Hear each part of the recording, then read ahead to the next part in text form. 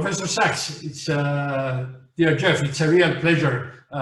Thank you very much for making the time available to discuss these very interesting times economically and otherwise that we are living these days. I would like to ask your outlook for the post-COVID era, as now we're beginning to see the light at the end of the tunnel, one would say, because of vaccinations primarily. Important changes nevertheless are happening. A new, radically different administration in the US, which passed a few days ago a historic recovery bill, 1.9 trillion US dollars, a renewed optimism that is projected by the OECD projections again a few days ago, green deals in the European Union, in the US, China setting new targets for 2060. It's beginning to look optimistic. What is your take on it? Well, indeed, it's a better year than 2020. This is without question. Most importantly, we got rid of Trump, who was a very destabilizing figure within the United States and internationally. And in our system of government in the United States, the president has so much power that when he is crazy, as Trump was, we couldn't think straight. And hundreds of thousands of Americans died from COVID-19. President Biden is a gentleman, a smart and experienced person. He is committed to decency, and he's committed to ending COVID-19, taking it seriously and addressing it, which is something Trump never did. So we feel much, much better in the United States. Of course, we have vaccines that are coming online. I would not say that we are at the end of the crisis, however, because the whole world needs help. There is still a lot of viral transmission, a lot of disease, a lot of suffering, a lot of dislocation, new variants of COVID-19, of course, coming from South Africa or South America or the United States or elsewhere. We have to be very, very diligent and use 2021 effectively to stop the pandemic, to share immunizations everywhere, to scale up the public health measures. But at least we have some sanity in the US leadership now. We have some direction, we have some new tools. Indeed, I think it's a much, much better year. Okay, so cautiously optimistic, I hear. Yes, I want us to be careful, but I want us also to have that optimism that we can start thinking about the future. There have been some opinions that put a little bit of caution. We have to be careful about this, possibly inflationary pressures articulated by eminent economists, Larry Summers, Olivier Blanchard, etc. I noticed in your article you were cautious with that issue. Do you see any risks or any due diligence that should be applied in these very important tools that will guide us, at least economically, out of the recession? Well, the U.S. has pumped a lot of money, a lot of government money and a lot of Federal Reserve credits into the economy. This has been a huge, huge expansion of aggregate demand, as economists call it, because it's not only the 1.9 trillion of the current package, but 2.1 trillion a year ago, 900 billion last December. You added up $5 trillion of federal spending from the U.S. That's actually a lot of money, by the way. It's more than 20% of gross domestic product. And the Federal Reserve has increased the money supply by $3 trillion. Well, I think that the U.S. can handle this, but it can't keep handling more and more stimulus like this, it has to start paying its way in government. So the point I've been making is that when the United States takes the next step, we need a Green Deal like the European Green Deal. We need new spending on infrastructure. This is on President Biden's agenda for the next major piece of legislation. He's going to ask for another $2 trillion probably to move to renewable energy and to rebuild a broken infrastructure, which we've not fixed for a long time in the United States.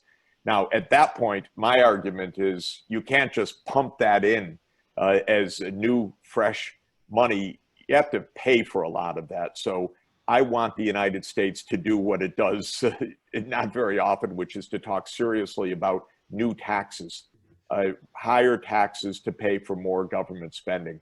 We need the government spending. I didn't want to use any of my own voice to say don't spend, because we need the spending. We need it for fairness. We need it to help people who have been hurt. We need it to build infrastructure. But we also have to pay our bills. Americans hate taxes. The whole country was founded in a tax revolt. So making Americans talk about taxes and actually vote for more taxes is one of the most difficult things politically, but that's what I'm going to try to do.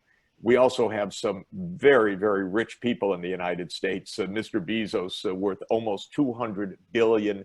Mr. Musk of Tesla worth almost $200 billion.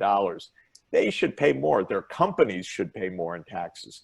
So this is going to be important, not only for fairness, but also to be able to not have that explosion of inflationary financing in the future, but actually get the job done of modernizing the US economy and at the same time keeping financial stability.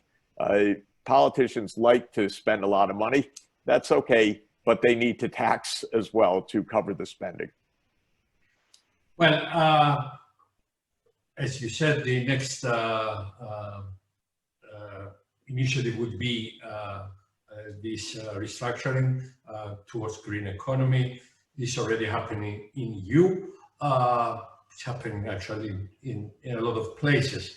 Does this give us optimism for that the 2050 goal for climate neutrality or the Paris Agreement overall, is it beginning to look more feasible, more realistic given these developments? Well, as you know better than almost anyone on the planet, we have massive, massive, massive global warming already cooked into the system and more to come. So 2020 was tied for the warmest year on record, even though it was a La Nina year in the Pacific, which usually would cool things down a bit. We've got a lot of warming. We set a target to avoid warming more than 1.5 degrees Celsius above the pre-industrial Earth's average temperature. We could easily overshoot that mark on the path that we're on. We know what we need to do. We need to shift dramatically to wind and solar and hydro and other zero carbon energy sources. We need to stop chopping down the forests. But wherever you look, the lobbies are very strong. I think in the Eastern Mediterranean, your part of the world, how much hunger there is for that oil and gas at the bottom of the Mediterranean. I'm very suspicious of it, as you know, because there's also so much sunshine and wind in the Mediterranean that you could have a completely green economy without the fossil fuels. But boy, people like to make money. And in Brazil, there's so much hunger to chop down the Amazon. So we have tremendous warming. We have tremendous technology, as the Cyprus Institute has pioneered also. So many ways to have clean, green, safe energy and to use it safely. We've got great electric vehicles being made now and improving all over the world. We have new battery supply chains. We have improved the technologies for energy storage like the Cyprus Institute is pioneering. We have better photovoltaics. We could do it. Certainly we could decarbonize. And the rhetoric is getting better and better, and the reality is getting better. But you look at wherever fossil fuels are, people do not have the capacity to delay gratification in our world. They want money. So Russia, Saudi Arabia, US oil industry, Canada, Australia, Indonesia, Eastern Mediterranean gas. Everyone says it's great, safe climate, but let us produce just a little bit more. So this is really the drama that we're in. Can we live up to our commitments? And now there's no excuse because we have the clear technology roadmap of how to do this. We know that the Earth's energy needs, all of humanity's energy needs, can be met in a clean, safe way. We have the technologies to do it. And even where there's still gaps of knowledge, we have the path to the commercial technologies. So this is a great period technologically. It's a pretty good period rhetorically. Joe Biden absolutely wants a green economy. And I'll tell you, his international climate envoy, former Secretary of State John Kerry, is perhaps America's most committed politician over the last 30 years to getting this thing done right. So John Kerry is all over the world saying to governments, we're really going to do it. And he means it. So I think that this is extremely important. But we have to hold the greed in check and have serious, systematic plans to say, truly, honestly, really, we're going green this time. That's our challenge. So within reach, but it takes a lot more than we have right now. It takes some self-control. This is the main problem. Plus more.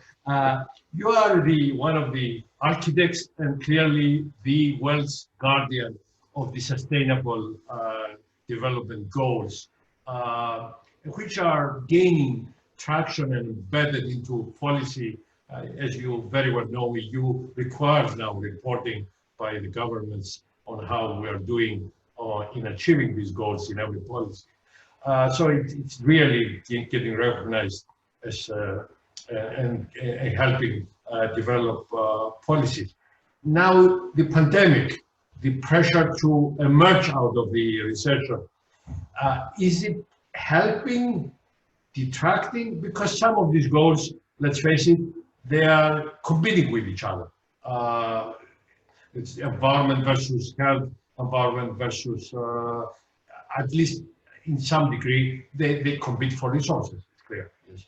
Clearly, the pandemic was a disaster, a human disaster, a health disaster, a geopolitical disaster, and an economic huge setback. But it's not the end of the story.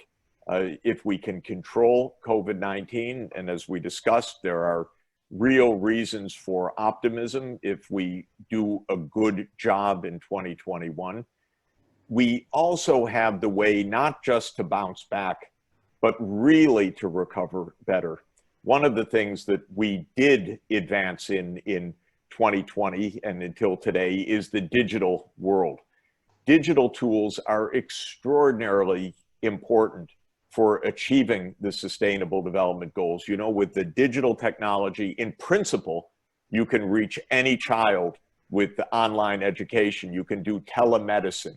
You can have e-governance. You can have banking where there are no banks. You can have environmental remote sensing to know where forests are under threat. So many good things can be done with the digital technologies. And if COVID did one positive side effect, it was to accelerate the development of digital applications and to force governments to modernize, to move online, to force universities to move online, to force schools and health systems to move online. If we use these tools right, we will not only bounce back from the pandemic, but will actually accelerate. One big problem, half the world's not on the internet. But that is like all of our other challenges. If we put our mind to it, if Facebook and Google and Apple and Amazon and cooperating with Alibaba and Tencent and Huawei and others said, we're really going to connect the whole world. Boy, they could do it in 2 or 3 or 4 years, by the way. So this is a matter, again, of connecting our very, very powerful and fast improving technologies with the human will and matching to our goals. And if we do that, it's rather amazing what could be accomplished. You know, when we grappled with poverty a few years ago, you'd say, but there are no doctors around. There are not enough teachers around. It just seemed hopeless. But with digital, you can make leapfrogging advances. And that's why I'm putting the emphasis on green and digital recoveries everywhere. And fortunately, Europe is in a good place on this. The European Green Deal is really important. China is moving forward, not our enemy, absolutely our partner in this. Korea, Japan, the Biden administration. It's becoming a pretty formidable group of countries that are getting behind the idea of a green and digital recovery. And that's very good hope. And I'm in touch, of course, with African leaders who are really moving forward on this as well. Hey, another optimistic message there. We have the tools, let's use them. Finally, I cannot but thank you for all the help we are getting for this Eastern Mediterranean Middle East climate initiative. You have been one of the architects pushing it, designing it, and helping us all the way. We're planning, as you know, this very important follow-up meeting in October. I want to thank you for accepting to be one of the keynote speakers.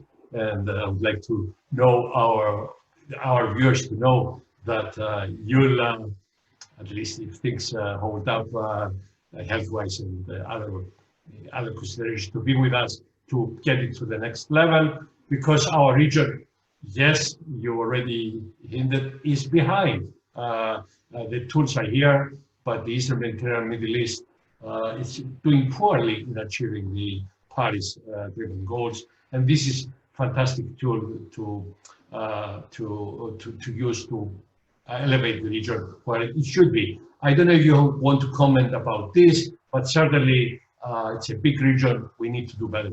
Well, the initiative that Cyprus has taken, the leadership on the Eastern Mediterranean and the Middle East to move to a safe, clean, green energy system is extremely important. I'm a huge fan. And I would say one of the worst parts of 2020 on a personal level is that I didn't get a chance to visit Cyprus, which is usually a high point of a year for me. And after a year of being shut down and not traveling, I need some Eastern Mediterranean sunshine, I can tell you that. So I'm looking forward to October. It's a very important event. I know there's a huge interest in the region for it. And so let's hope that things are under control, and I'm going to be there, Costas. Looking forward to it. And by the way, we should work to engage the US government in this important initiative now with John Kerry at the helm of this. We'll do that. There's a lot of interest, no question. So thank you very much. Looking forward to working with you more intensely on these frontiers, and looking forward to your visit in October. Thank you very much. Fantastic. Great to be with you today. Thanks.